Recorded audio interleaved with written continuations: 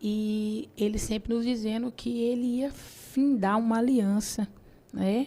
Que a maldição hereditária na minha vida, ela tinha tido um fim, né? Então, hoje meus filhos foram criados na presença do Senhor. E eu tenho alguns projetos, né? Sim. Graças a Deus, na nossa igreja funciona um projeto chamado O Bom Samaritano.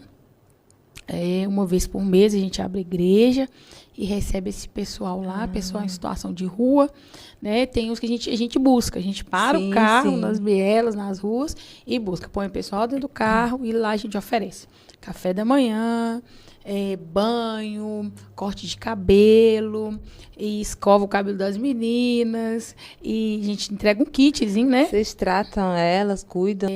Sem nome de igreja ou de religião, porque quero até deixar em aberto, né? Você que é de Belo Horizonte, quiser fazer parte desse projeto, você é bem-vindo, porque lá não se prega, nesse dia não tem uma religião. Tem um Jesus mesmo que muda situação. Né? O Jesus mudou a minha vida e ele vai mudar a vida de outras pessoas.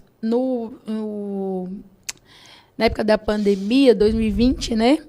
Nós fizemos um projeto lá na igreja também. Hoje ele não existe mais, mas está assim, engavetado. Sim. Eu abri uma creche. Uma creche? uma creche. Eu aluguei uma casa e arrumei umas voluntárias da igreja.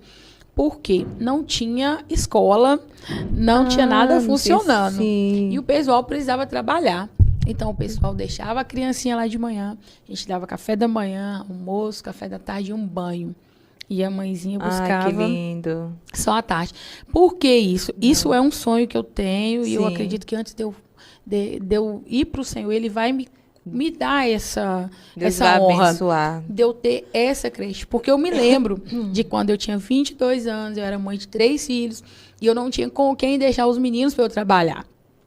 Não tinha, porque a creche da prefeitura, ela fecha 5 horas da tarde. Sim. Um hotelzinho é caro, nem todo mundo tem dinheiro para pagar. Não. Como é que você paga R$1.000, R$800, sendo que você ganha isso? Né? Então, é um projeto que eu tenho no meu coração. Aí, Deus vai abençoar esse projeto. Eu peguei esses trigo, né? Sim, trigo nasceu para isso. Nasci. Fui um trigo verde também, né?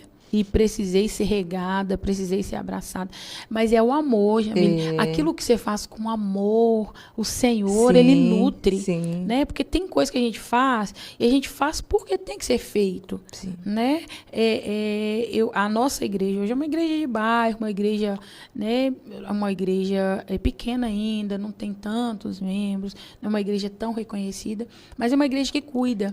É uma igreja que importante, abraça, que sabe? Jesus está ali, né? Isso, e tem necessidades de pessoas que elas precisam ser supridas. Sim. Né? Não dá para dar oração para quem tem fome. Não dá. Não dá para dar Bíblia para quem quer abraço.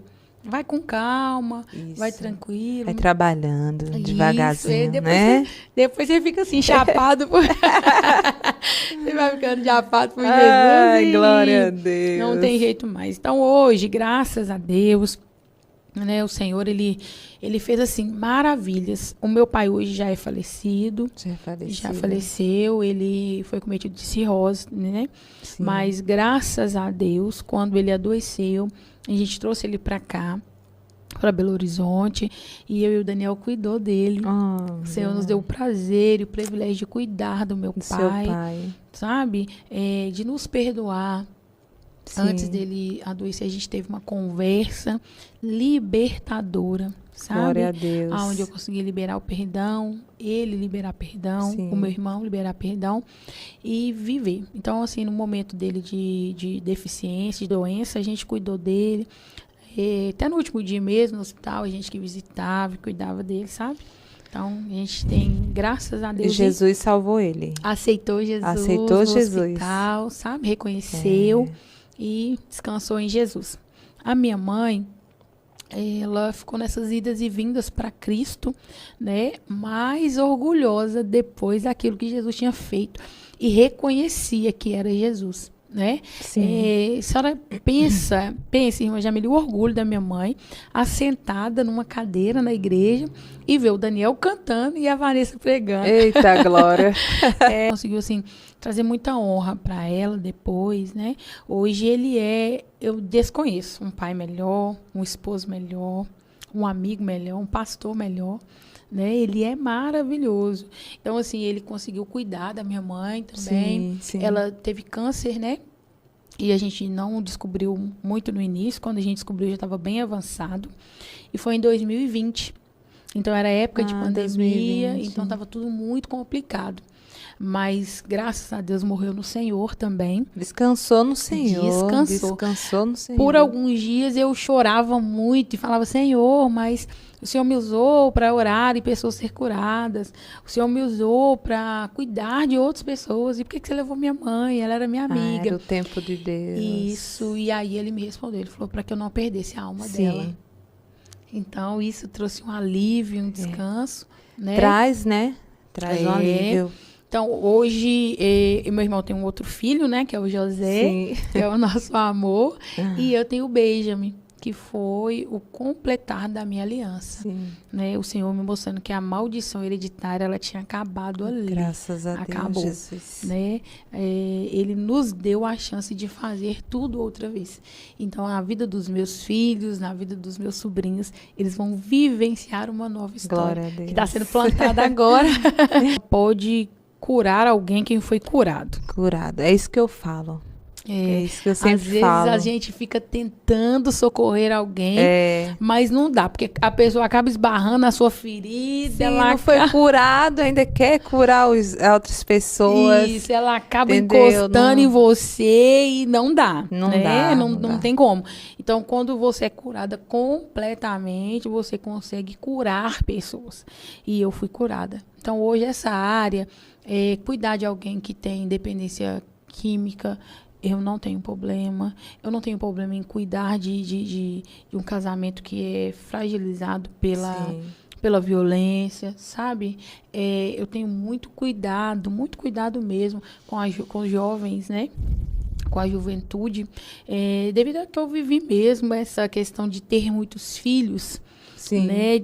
Um atrás do outro, trouxe, né? Acarretou em mim muitas dores e uma ausência eu tive que anular a minha vida para que eu vivesse a vida deles, né? Então, algumas coisas eu quis fazer antes e eu não pude fazer. Porque eu estava vivendo a vida deles. Hoje, graças a Deus, eles são homens já curados, formados, têm orgulho, né, da mãe, têm um bom convívio com o pai, porque eu acho isso muito importante também, né? A gente não transferir a nossa dor, a nossa culpa, os nossos erros para eles. Então, eles têm um convívio excelente com o pai, né? Sabem o que é certo, o que é errado, sabe? Vivenciam milagres assim a todo dia. E a gente costuma dizer para eles que filho de crente não é neto de Deus. Mas eles sabem o caminho e aprenderam isso. Há pouco tempo eu me formei em teologia e eu falo isso sempre, né? Que aquilo que eu não fiz antes, eu não estudei antes, eu quero agora. Agora, mas tem que fazer. Mas aí, e o Senhor, ele tem dado essas estratégias, ele tem dado esse cuidado, sabe? E eu hoje não quero mais nada, irmã Jamília, eu só quero viver para Jesus. Viver para Jesus.